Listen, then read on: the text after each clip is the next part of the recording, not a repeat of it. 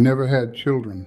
60 years of marriage, and it's just been the two of us. We got married in 1965 in her mama's backyard in Memphis. I was 22. She was 19.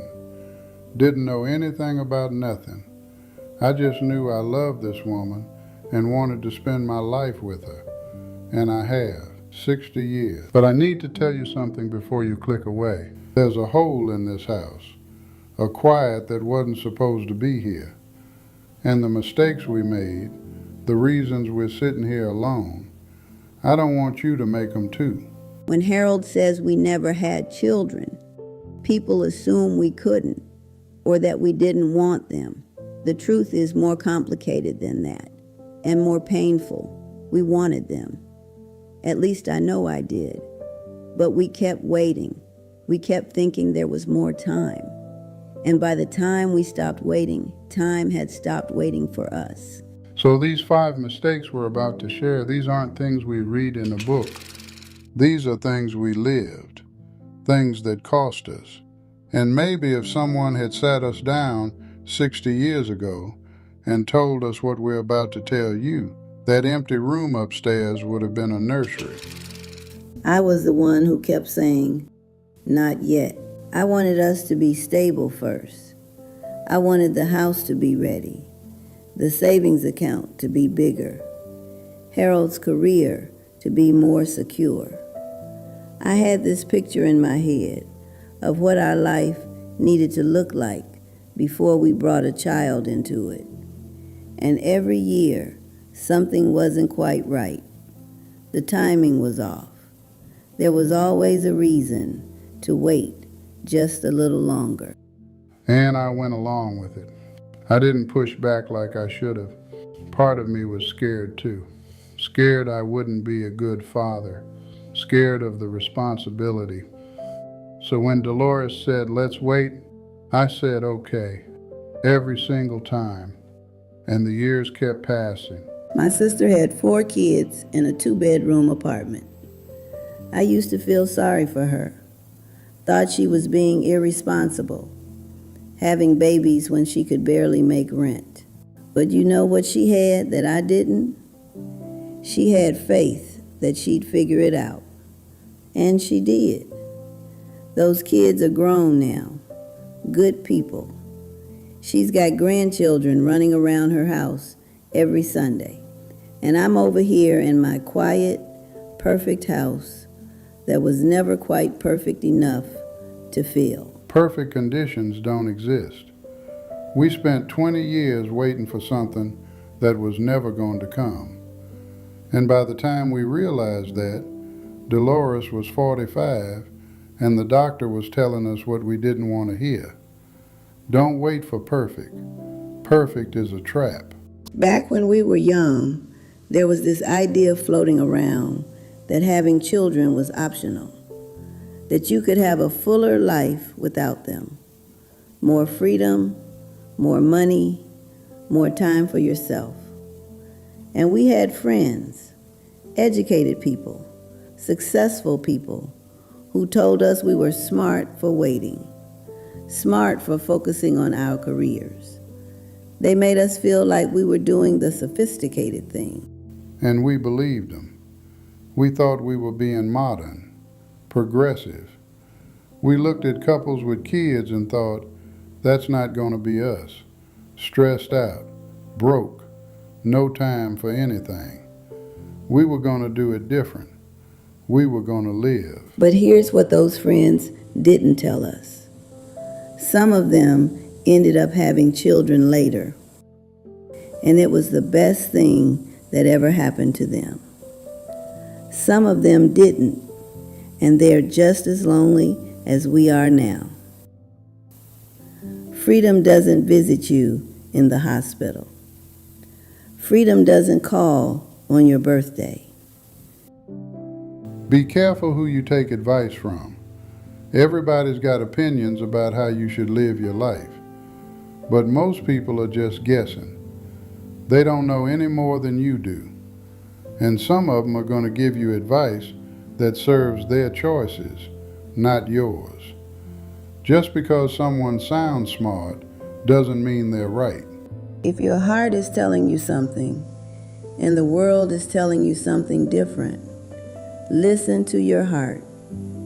I didn't, and I've regretted it for 40 years. I was ambitious. I wanted to be somebody, grew up poor, watched my father work himself to death for nothing, and I swore that wasn't going to be me. So I climbed, took every promotion, worked every overtime shift, did everything I could to move up, and I did. I had a good career, retired with a pension, respect, all of it. I had my career too. I was proud of what I built, still am in some ways. But when I look back now, I gave my best years to a job that replaced me 6 months after I retired. They had a little party, gave me a cake, and then someone else was sitting at my desk, like I'd never been there. That's the thing about work. You're replaceable.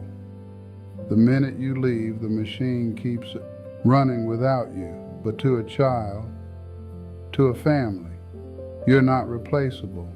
You're the only father they'll ever have, the only mother. And we traded that for job titles and retirement accounts.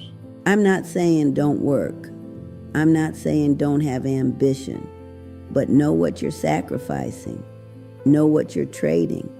Because I traded something I can never get back for something that didn't even remember my name 5 years later. We always thought we had more time. Tomorrow, next year, after this promotion, after that vacation, after we pay off the house. There was always a later, and later felt infinite when we were 30. But later comes fast. One day you're 35 saying, maybe next year. Then you're 40 saying, we should really start trying. Then you're 45 and a doctor is using words like unlikely and options. And you realize all those next years added up to no years left. Time is not on your side. I don't care how young you are right now, how much life you think is ahead of you. That window for certain things, it closes. And it doesn't send you a warning. It doesn't tap you on the shoulder and say, hey, this is your last chance. It just closes. And you're on the other side of it wondering what happened.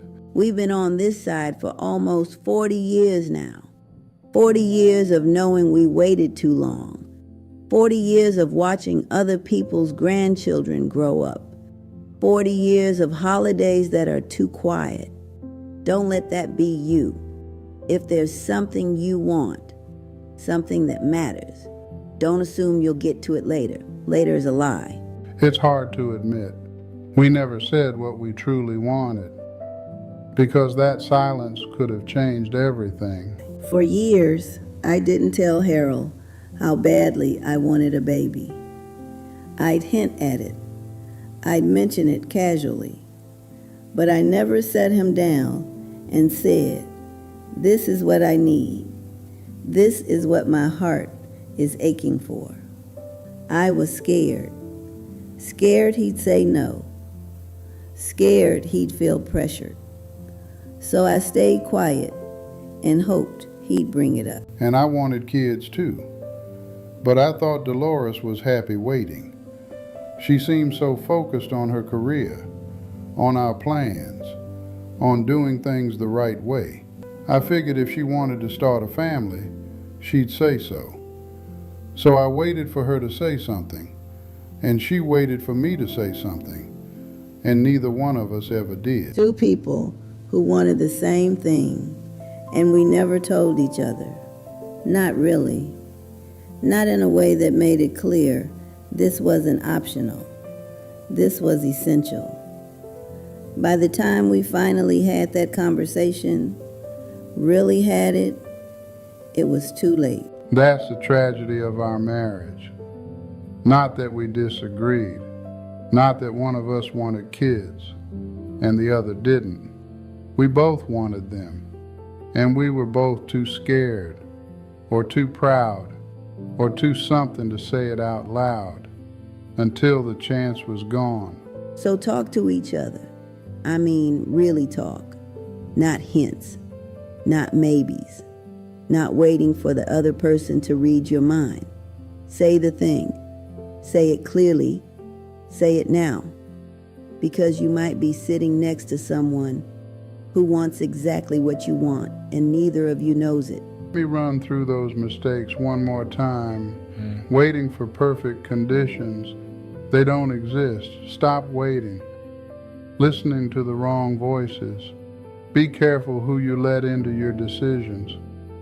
Putting career before family. Jobs forget you, family doesn't. Assuming there's always more time.